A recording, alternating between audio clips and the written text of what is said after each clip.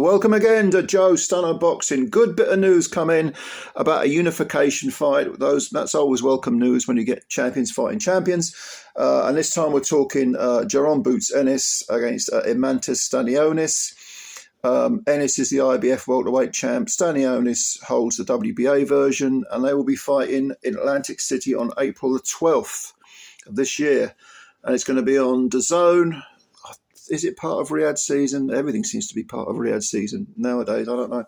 But anyway, you probably don't need me to tell you about Ennis. Currently 33 wins, no draws, no defeats, 29 KOs.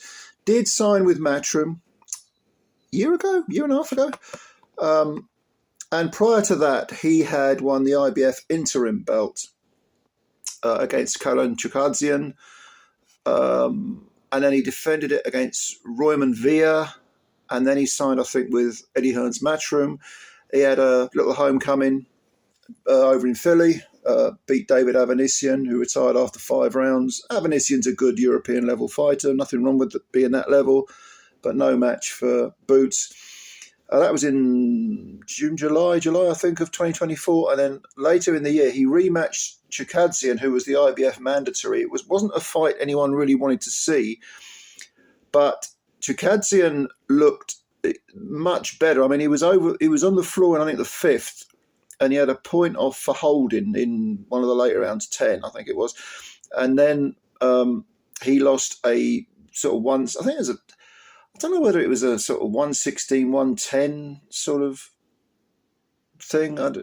It was a case of he was able to land more punches in that fight than he did in the first fight, where I think he was whitewashed in the first fight. On all 3 cards, Boots won everything. But this was closer. And I sort of put it down to Boots. Well, either it would be a case of having to make the weight, because he is a big welterweight, Boots, or it was a case of just not being motivated. But this was over in Philly as well. So we had 2 back-to-back fights in the Wells Fargo Center in Philadelphia. And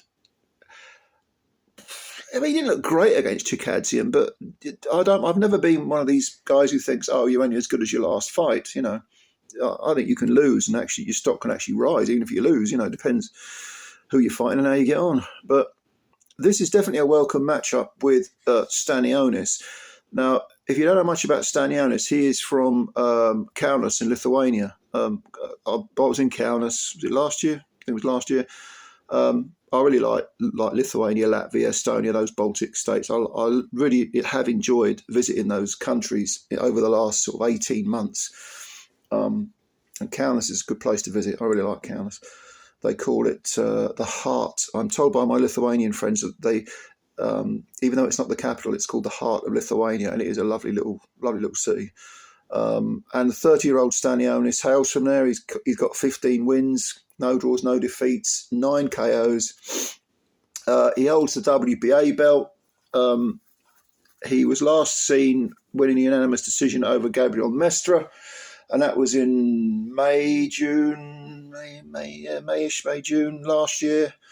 And he won most of the rounds from what I can remember. And then he had a split decision victory against a guy whose name I can't even remember. Should look this up, shouldn't I? But anyway, I know that was another decision. So he's had 2 back-to-back decisions. He also had a note. I think there was a gap. There was quite a considerable gap of about a year, maybe even 2 years, between those 2 12-round decisions. There was a lot of inactivity for Stanionis, I seem to remember. So he's kind of come back with the fight with Mestre. And I'm assuming he's going to get very well paid to to go in there with Boots. But let's be under no illusions. Boots Ennis starts as a strong favourite here.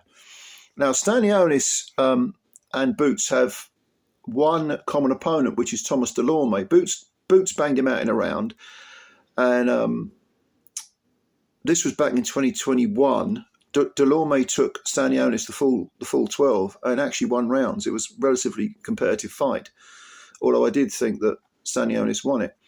Look, Stanionis, like I say, 30 years of age. He's quite short for a welter, 5'8", not particularly tall for a welterweight.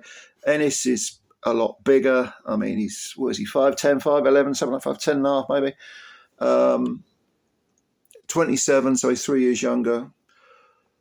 And he hits very, very hard with both hands, Ennis. I think to beat Ennis, you're going to have to be crafty. Chikadzian in the rematch showed a little bit of nous, a little bit of, he's a little bit sneaky in that fight. I mean, he got a point taken off for holding, so he was trying to mix and match the good with the bad, and a few of the dark arts thrown in there. Stanionis, I think, is going to, this is a quantum leap for him, so I don't particularly fancy his chances. I'm going to hold off from doing a preview video, making an absolute prediction, but my immediate reaction is that this is a 75-25, 80-20 fight for Ennis. But it is good that these guys are getting together, you know, to fight to bring the belts together, because that's what we want. We want unifications. We want undisputed. You know, that's how you build a legacy, and that's how you make money. You know, and is this going to be a Riyadh season thing? I mean, the old excellent Turkey, he's running riot, isn't he? I mean, he's getting it all involved, you know, in all sorts of things. Britain, America, obviously, you know, everything goes on at Riyadh, and I don't know whether this is one of his on his roster or not. It might be separate. It might just be an independent matchroom promotion without Saudi money. But Atlantic City, home advantage, I suppose you'd call it, for Ennis. Yeah, I mean, it's good. It's good. I just love unifications. That's what I want to see. And you know what? Like I said before, if Stanionis, let's say he starts as a ranked favourite against Ennis, if he goes in there and he takes Ennis the distance and he gives him some problems, or he maybe floors him, or, you know, and he loses, say, a 116, 112 or something like that, you know, or maybe he gets forward, gets off the deck, and, you know, comes back and gives Ennis hell, his stock will rise, you know. And he's 30. He's got to, you know, it's piss or get off the pot time. Yeah, he's got the WBA belt, but what are you going to do? You're going to just hold it to ransom and fight third raters for chump change? No, get in there and have a go. Have a go against one of the top dogs. Why not?